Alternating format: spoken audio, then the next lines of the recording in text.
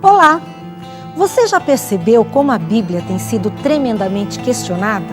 São filmes, livros, a mídia, principalmente a escrita, tem sempre uma matéria sensacionalista procurando alguma aparente incoerência da Bíblia.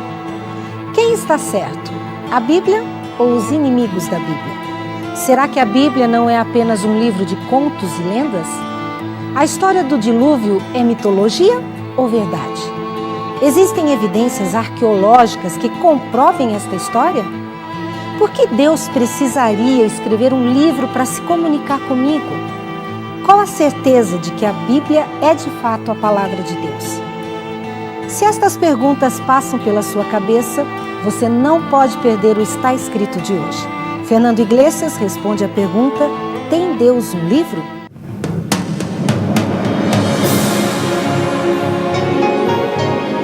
Ele permaneceu através dos tempos. O livro de Deus, a Bíblia. Indispensável em nosso mundo complexo. Está escrito. Transmitindo esperança ao redor do mundo. Apresentado por Fernando Iglesias. Eu costumo viajar muito, faz parte do meu trabalho. Numa dessas viagens, enquanto eu estava passando lá pelo Nordeste, eu acabei de chegar na casa de uns amigos e comecei a mexer com as crianças. É que eu gosto muito de conversar com as crianças, principalmente as faladeiras. Em pouquinho tempo de conversa, elas são capazes de contar a vida dos pais todinha. Logo eu estava rodeado de crianças e com um menininho de 3 anos, o Eduardo, no meu colo. Quando chamaram para todos irem almoçar, as crianças saíram correndo, menos o Eduardo. Continuei ainda mais um pouquinho com ele no meu colo, até que alguém veio para levá-lo para almoçar. Para o meu espanto, o Eduardo saiu do meu colo contrariado, chorando aos prantos.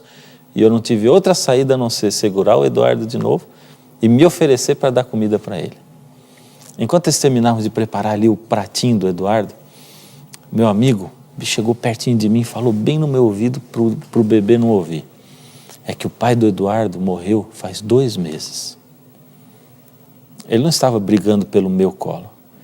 Ele estava brigando pelo que no momento se parecia mais com a figura do pai dele. Às vezes eu sinto as pessoas agindo como o pequeno Eduardo. Elas sentem falta de Deus, mas não sabem direito onde procurá-lo.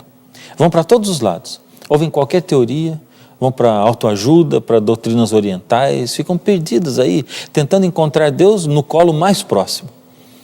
A grande pergunta ainda hoje é: onde a gente pode encontrar um Deus que a gente não vê? Onde encontramos as respostas para os nossos porquês?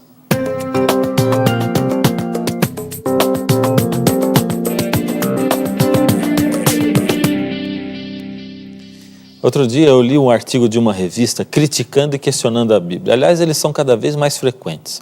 Ele dizia, entre outras coisas, 3 que me chamaram a atenção. A Bíblia foi modificada durante todos estes anos em que ela foi escrita e copiada. São tantas as versões da Bíblia que é como se existisse quase que uma Bíblia para cada gosto.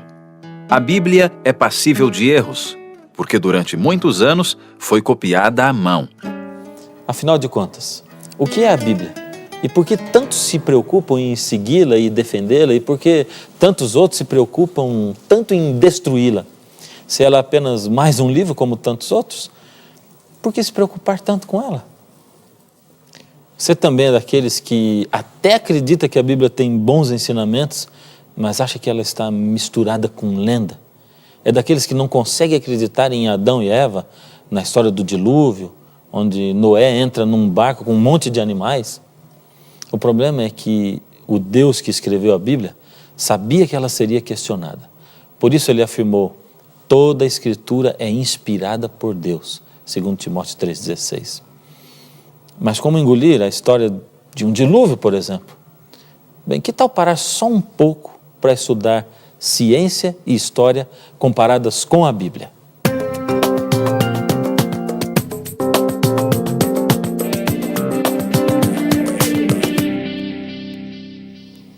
Você sabia que o dilúvio não é descrito só na Bíblia e que não são apenas os cristãos que falam do dilúvio? 2 historiadores chamados Dave Belsiger e Charles Cillier acharam mais de 200 civilizações não cristãs que guardam registros orais ou manuscritos de uma grande inundação. Você não acha, no mínimo, estranho que tantos povos guardem registros de alguma coisa que não tenha acontecido? É lógico que eu não tenho tempo para falar dos 200, mas vou dar 3 exemplos. Os hindus contam que Manu e outros foram salvos de uma grande inundação dentro de um barco. Manu, percebeu só? Manu, 2 sílabas, igual Noé.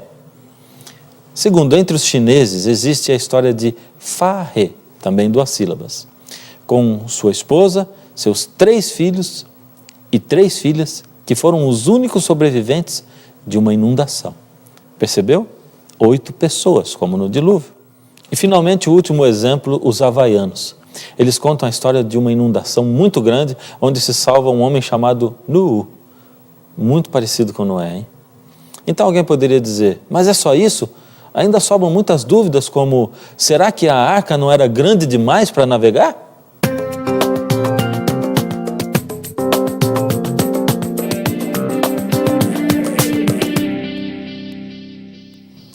Em Gênesis 6,15 está descrito o tamanho da arca. 150 metros de comprimento, equivalente a 3 piscinas olímpicas, 25 metros de largura e 15 metros de altura, igual a um prédio de 5 andares. Primeira dúvida, com esse tamanho todo, a arca teria condições de navegar? Um estudo foi encomendado a arquitetos da Marinha Americana. O resultado afirma que essas medidas eram bem proporcionais às leis da física para a flutuação e que a arca poderia suportar ventos de 380 km por hora e ondas de 35 metros. O estudo revelou também a capacidade de carga para essas proporções da arca. A sua capacidade era de 500 carretas ou 125 mil ovelhas. Então você poderia perguntar, mas por que a comparação com ovelhas? É que a segunda dúvida é o espaço. Caberiam na arca mesmo todas as espécies de animais que nós temos hoje no mundo? Um recente estudo feito por biólogos pesquisou quantas espécies de animais seriam necessárias para termos todas as espécies existentes hoje. Esses estudos afirmaram que, tirando os peixes, logicamente, seriam necessárias 20 mil espécies de animais para representar todas as que nós temos hoje, contando inclusive com animais já extintos. Veja agora que curioso, no reino animal apenas 11% são maiores que uma ovelha. Como na arca caberiam até 125 mil ovelhas, sobraria bastante espaço. Isso sem precisar contar com o fato de que todos os animais poderiam, por exemplo, ser filhotes. Tudo isso é fantástico. Mas e se nós deixássemos a própria terra falar o que de fato aconteceu com ela no dilúvio?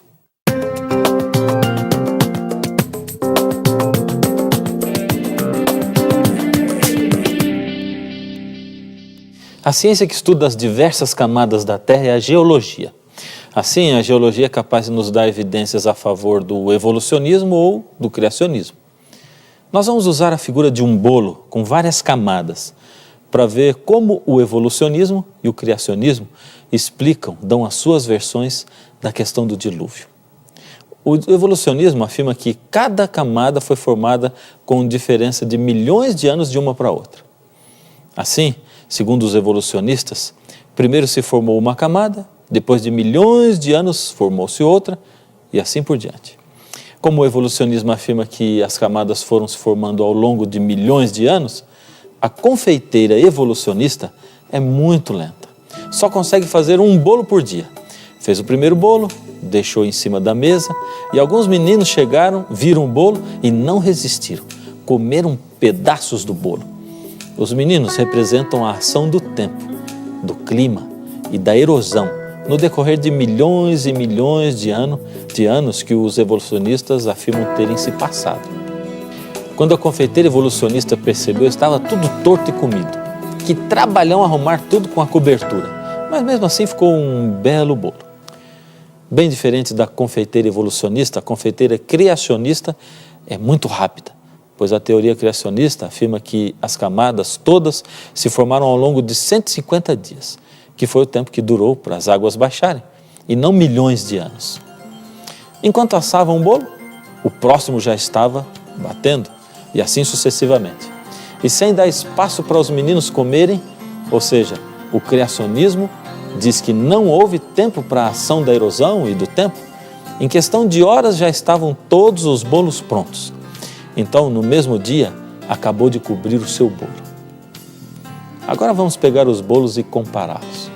Olhando os dois bolos, por fora, eles parecem iguais. Mas quando partimos os dois ao meio, o bolo evolucionista apresenta camadas tortas, pois a erosão e as intempéries teriam modificado a superfície durante os milhões de anos que eles afirmam terem existido. O bolo criacionista era diferente. Apresenta camadas paralelas e planas, ou seja, retinhas. Mas e se cortássemos a terra ao meio, como se corta um bolo? O que você acha que a gente encontraria? As camadas planas e paralelas, exatamente como o dilúvio descrito na Bíblia deixou. Que evidências claras do dilúvio. Você ainda não consegue acreditar na Bíblia? Que tal comparar a Bíblia com a história, então?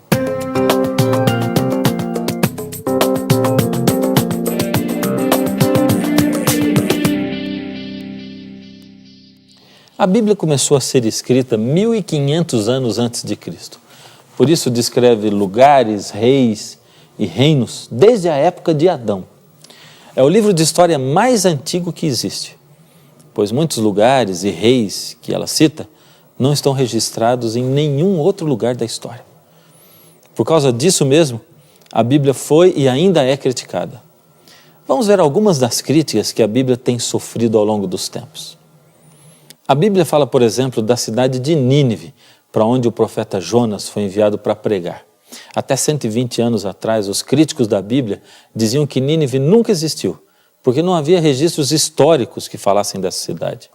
Então, um grupo de arqueólogos encontrou em escavações não só a cidade de Nínive, mas também a maior biblioteca já encontrada até então.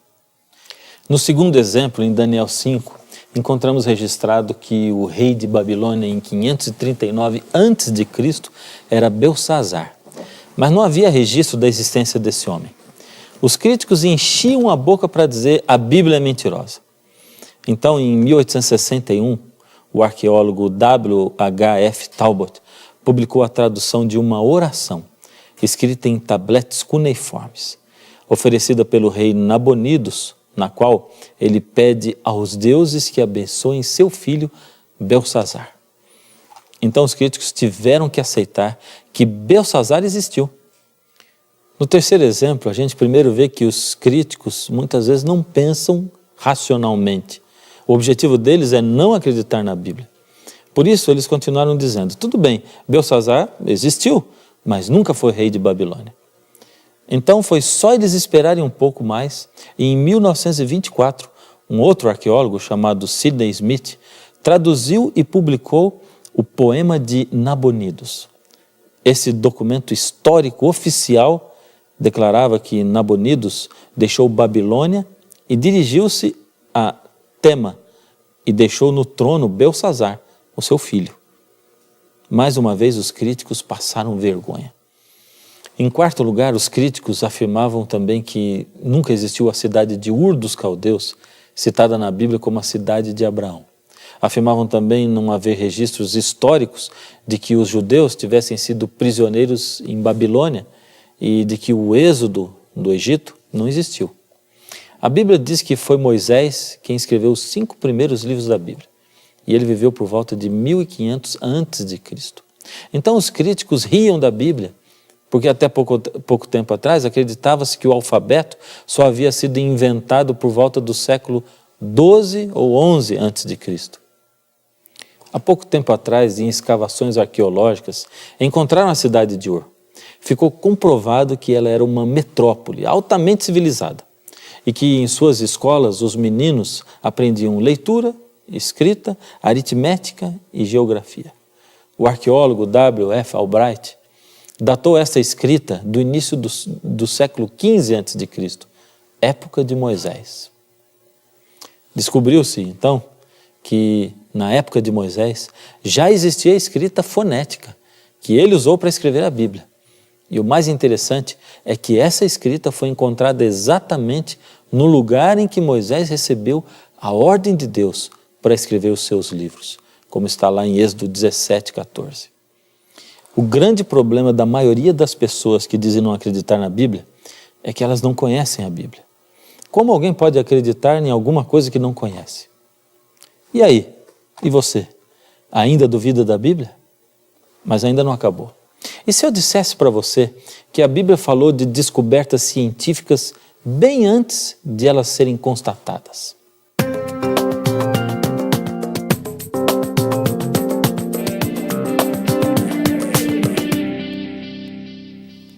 Você já ouviu falar em antecipações científicas da Bíblia? Agora preste atenção, porque isso é de tirar o fôlego. Primeiro, na antiguidade os egípcios acreditavam que a terra estava suspensa, apoiada sobre 5 colunas. Os gregos criam que Atlas carregava o mundo nas costas. Os hindus acreditavam que 4 elefantes sustentavam a terra. Já no Egito, no tempo de Moisés, 3.500 anos atrás, se acreditava que o mundo havia sido chocado de um grande ovo que possuía asas e voava. Mas veja o que está escrito na Bíblia, num livro escrito por Moisés 3.500 anos atrás. Está em Jó 26:7 e diz o seguinte: Ele estende o norte sobre o vazio e suspende a terra sobre o nada. Moisés foi criado no palácio do faraó do Egito, mas não acreditava como os egípcios, nem como os gregos e nem os hindus, as nações mais sábias da época. Quem revelou a Moisés, há 3.500 anos atrás, que existe o vácuo, o vazio espacial? Durante muitos séculos, os marinheiros tinham medo de navegar lugares desconhecidos. Acreditava-se que a terra era reta e que de repente o mar terminava em um abismo. Mas Cristóvão Colombo, que era cristão e lia a Bíblia, não pensava assim. Deixando o velho continente sem medo nenhum, descobriu a América em 1492. O que será que Colombo leu na Bíblia? Ele leu o que está escrito em Isaías, capítulo 40, no verso 22.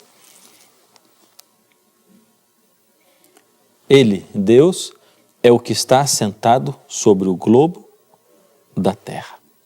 Isso foi escrito há mais de 2.000 anos atrás. E quem revelou isso a Isaías, o fato de que a terra é redonda? Só Deus mesmo. O barômetro é um instrumento usado para medir a pressão atmosférica. A pressão atmosférica é o peso do vento. Ele foi inventado só em 1643 pelo físico italiano Evangelista Torricelli. Antes dele, ninguém se atrevia a afirmar de que o vento tem peso. Entretanto, a Bíblia se antecipou 3.000 anos à ciência, dizendo que o vento tem peso. Está escrito em Jó, capítulo 28, no verso 25. Quando Deus regulou o peso do vento e fixou a medida das águas. E aí, o que você acha? É uma pena que não dê tempo para tantas e tantas outras que a gente gostaria de apresentar. A Bíblia foi escrita através dos judeus, mas é útil para todas as culturas e épocas. É um livro infalível no que diz. Apesar das muitas perseguições que ela sofreu e que tem sofrido, ela é indestrutível. Suas profecias têm sido cumpridas à risca. Do primeiro livro, Gênesis, até o último, o Apocalipse, a Bíblia se compõe de 66 livros escritos por cerca de 40 autores. Eles viveram em épocas diferentes, com níveis sociais, culturais e econômicos diferentes. A escrita foi feita durante 16 séculos, ou seja, 1.600 anos. E mesmo assim, a Bíblia é um livro harmonioso e coerente. É apenas uma história, sendo contada do começo ao fim. Embora Deus tivesse usado autores humanos diferentes para registrar. Gente sábia como Abraham Lincoln amava a Bíblia. Ele disse: Estou ultimamente ocupado em ler a Bíblia. Tirai tudo o que puderdes desse livro pelo raciocínio e o resto pela fé. E vivereis e morrereis um homem melhor. Lembra da pergunta que eu fiz no início desse programa? Quanto da Bíblia é inspirada por Deus? Paulo diz em 2 Timóteo 3,16 o seguinte: porque toda a Escritura é inspirada por Deus e útil para o ensino. Você lembra daquele artigo que eu li, que eu citei no início do programa? Olha, ele faz parte dessas revistas chamadas científicas que circulam por aí hoje. Sabe como ele terminava? O texto dizia exatamente, literalmente assim: Deixando de lado as diferenças, a Bíblia continua em pleno século XXI, encabeçando a lista dos livros mais influentes do mundo. São publicadas anualmente mais de 11 milhões de versões do texto integral, 12 milhões de novos testamentos e 400 milhões de brochuras com trechos de textos bíblicos. Como a gente pode ver, até os críticos da Bíblia acabam reconhecendo que ela tem alguma coisa que a faz diferente. Ela tem algo mais. Ela tem transformado vidas. Ela é a palavra de Deus.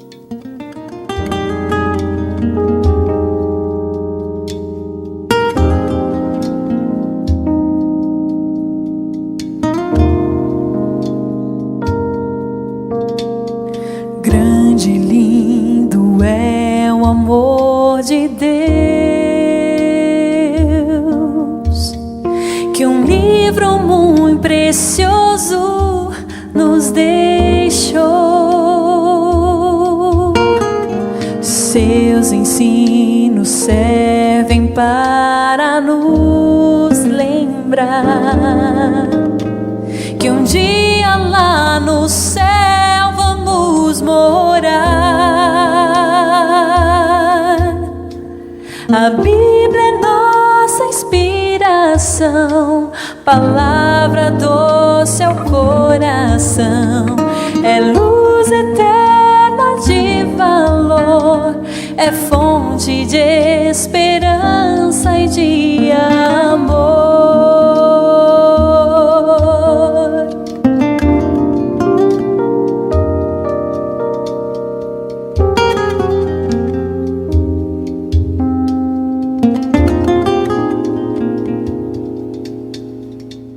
Curas e milagres de Jesus,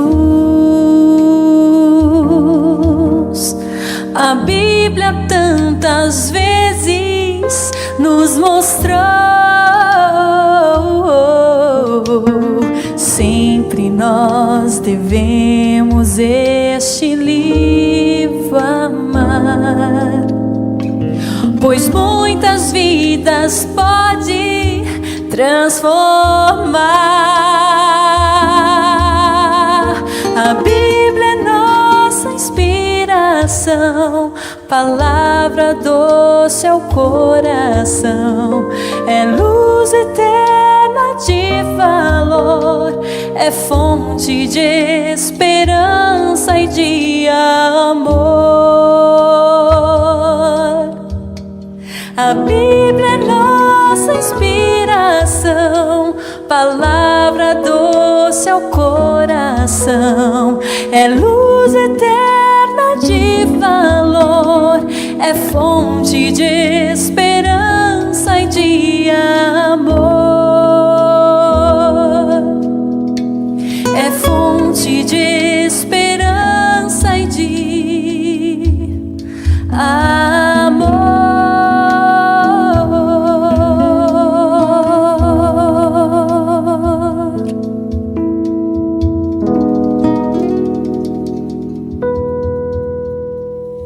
A maioria das pessoas não busca conhecer a Deus porque, na verdade, tem medo de encontrá-lo. E você? O que aconteceria se você encontrasse Deus? Você tem medo do que você teria que fazer, do que teria que deixar? Fica aí pensando qual seria o próximo passo? Você é daqueles que prefere imaginar Deus como uma força vital, sem forma, que se intensifica dentro de nós? Um poder imenso que podemos deixar simplesmente fluir?